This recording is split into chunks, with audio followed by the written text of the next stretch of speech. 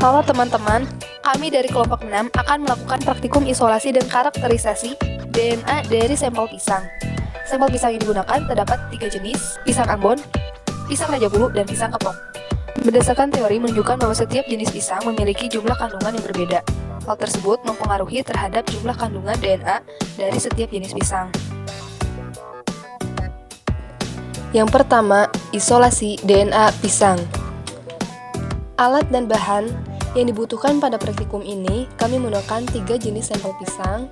Yang pertama, pisang Ambon, pisang Raja Bulu, dan yang ketiga, pisang kepok. Selanjutnya, ada sabun cuci cair, alkohol, air mineral, plastik zipper, dan juga saringan stainless dan corong saring. Selanjutnya, tahap preparasi sampel pisang. Pada tahap ini, siapkan 3 jenis sampel pisang dan plastik zipper. Kemudian, masukkan masing-masing sampel pisang yang telah dikupas ke dalam plastik zipper.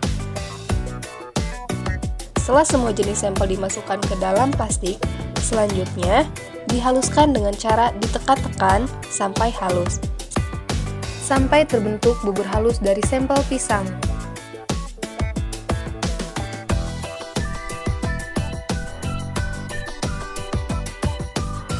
Selanjutnya, membuat larutan buffer lysis. Larutan ini dibuat dengan cara melarutkan kurang lebih 1,5 gram garam dapur ke dalam 90 ml air. Penambahan garam ini bertujuan supaya DNA lebih mudah dipisahkan. Kemudian tambahkan sabun cuci cair hingga volumenya kurang lebih menjadi 100 ml. Kemudian diaduk secara perlahan untuk mengurangi terbentuknya busa.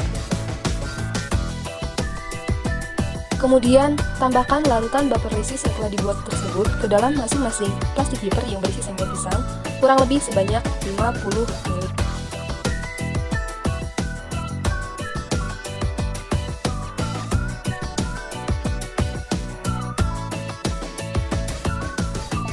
Setelah sampel pisang ditambahkan larutan buffer lysis, kemudian sampel pisang diinkubasi atau dipanaskan kurang lebih pada suhu 60 derajat Celcius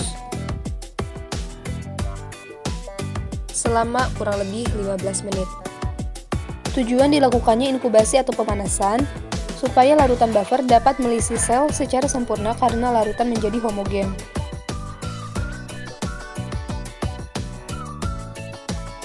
Selanjutnya, tahap filtrasi sampel pisang atau penyaringan sampel pisang menggunakan corong dan juga lap kain halus sampai terbentuk filtrat dan residu. Kemudian tambahkan filter sampel pisang dengan 20 ml etanol 70% yang telah didinginkan. Didiamkan campuran tersebut selama 2-3 menit hingga terbentuk DNA berupa benang panjang. Penambahan etanol ini bertujuan untuk presipitasi DNA. Hal tersebut karena DNA tidak dapat larut dalam alkohol. Dari hasil praktikum isolasi sampel pisang ini, yang memiliki kandungan DNA paling banyak yaitu pada pisang Ambon dengan waktu presipitasi tersingkat. Sedangkan sampel pisang yang memiliki jumlah kandungan DNA paling sedikit dan waktu presipitasinya paling lama yaitu pada pisang kepok. Hal tersebut disebabkan karena jumlah kandungan air pada masing-masing sampel pisang berbeda. Semakin besar jumlah kandungan air, maka semakin sedikit jumlah DNA-nya. Begitupun sebaliknya.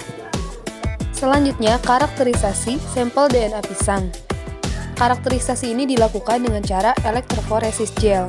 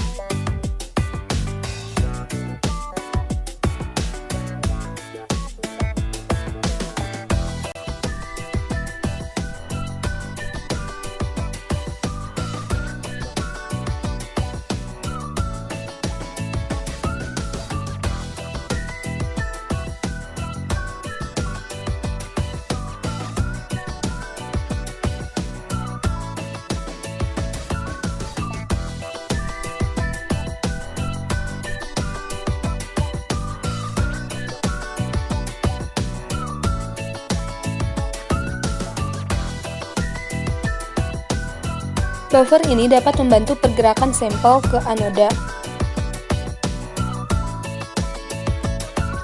Penambahan pewarna makanan adalah sebagai penanda agar mobilitas fragmen DNA dapat teramati.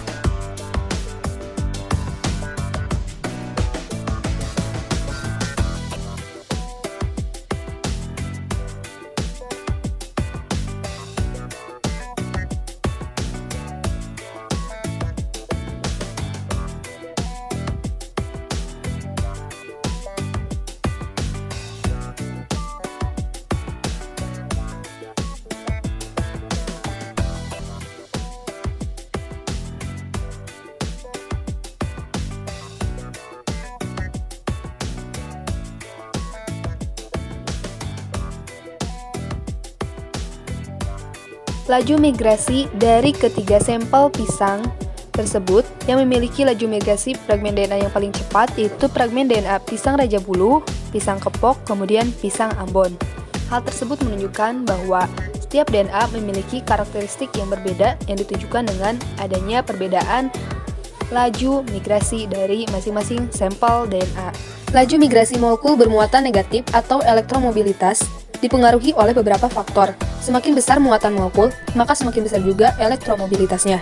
Nilai elektromobilitas berbanding terbalik dengan besar ukuran molekul, sehingga molekul dengan ukuran lebih besar memiliki elektromobilitas yang lebih kecil.